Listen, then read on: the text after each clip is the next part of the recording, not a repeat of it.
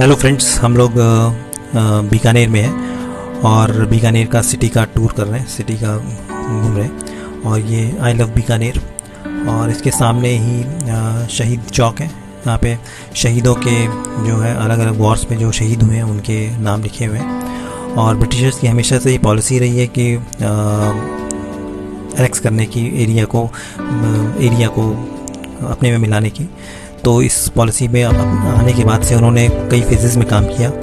तो जो first phase था वो 1757 से 1813 में करीबन 56 ईयर्स रिंग फेंस इस पॉलिसी का नाम है, नॉन इंटरफेरेंस की पॉलिसी थी। तो इस पे उन्होंने काम किया जिसमें कि उन्होंने अपनी पोजीशन जो थी वो स्ट्रेंथन किया।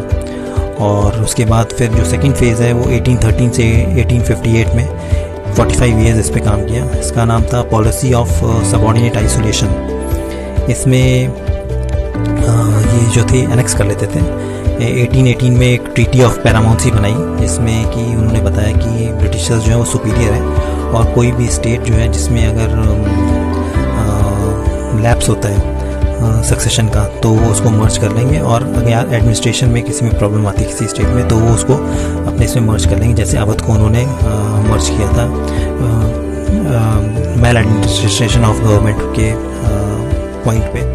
और ये जो है टैंक है जो कि पाकिस्तानी टैंक है, डिस्ट्रॉय हुआ था लोंगेवाला वॉर में 1971 में। T-59 टैंक, इसको इंडिया ने कैप्चर करके यहाँ पे डिस्प्ले में डाला हुआ है। और ये एक और टैंक है, टैंक T-55, ये इंडियन टैंक है, रशियन बिल्ट है।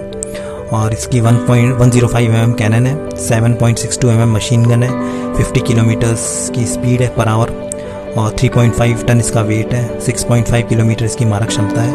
और ये सैनिक कल्याण भवन जो है उसके सामने इसको डिस्प्ले में लगाया हुआ है। तो ये आप टैंक देख सकते हैं, ये इंडिया ने यूज़ किया था T-55 टैंक्स।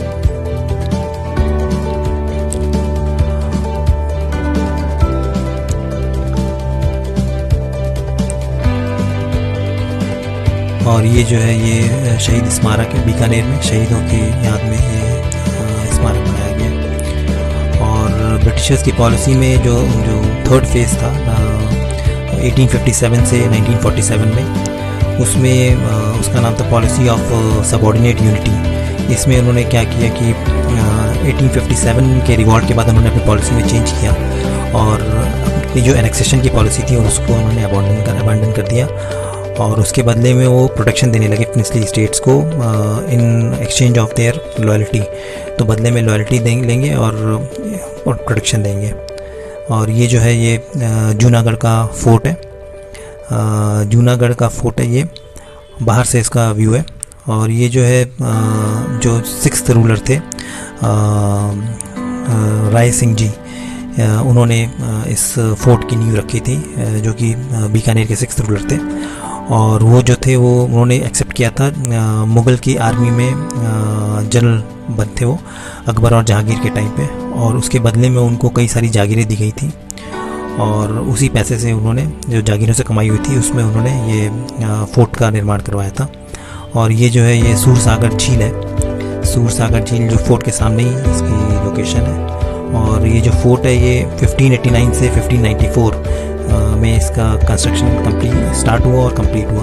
1594 में इसका कंप्लीशन फोर्ट का कंप्लीट हो गया कंस्ट्रक्शन राय सिंह जी के द्वारा।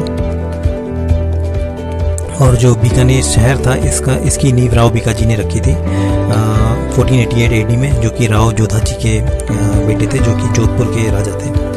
तो वो सेकंड सन थे उनको जोधपुर का राजगद्दी नहीं मिलनी थी तो उन्होंने बीकानेर में अपने राज्य स्थापित किया।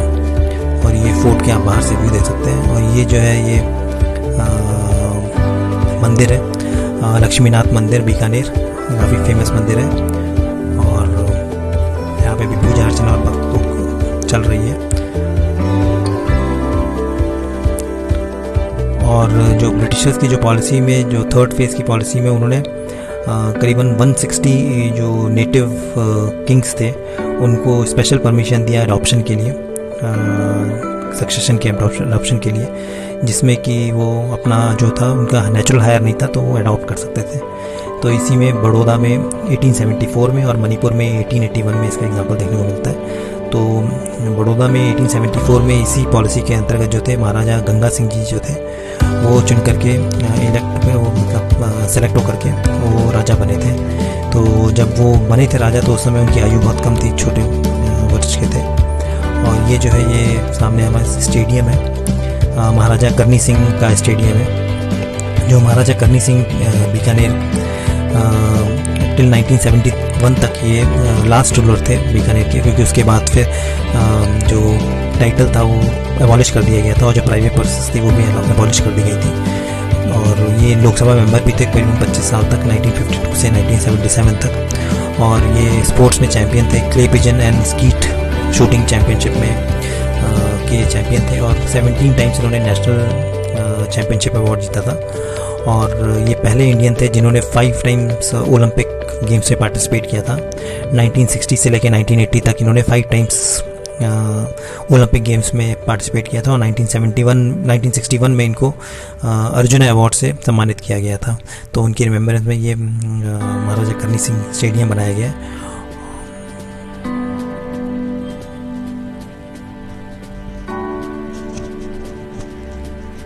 और इसी के पास में ही नेक्स्ट जो हम लोग देखेंगे वो राजूवास यूनिवर्सिटी विश्वविद्यालय है, जो कि Rajasthan university of veterinary and animal science.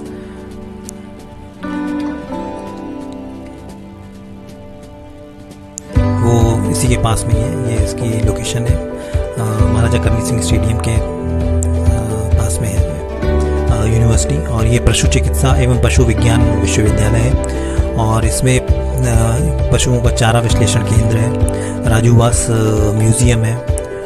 और इसका जो एग्जिस्टेंस है वो 2010 में इसको एग्जिस्टेंस में आई थी। और इसके अंदर जो है वो एनिमल हेल्थ प्रोग्राम की monitoring, investigation through disease, surveillance, ये सब एक्टिविटीज़ होती हैं।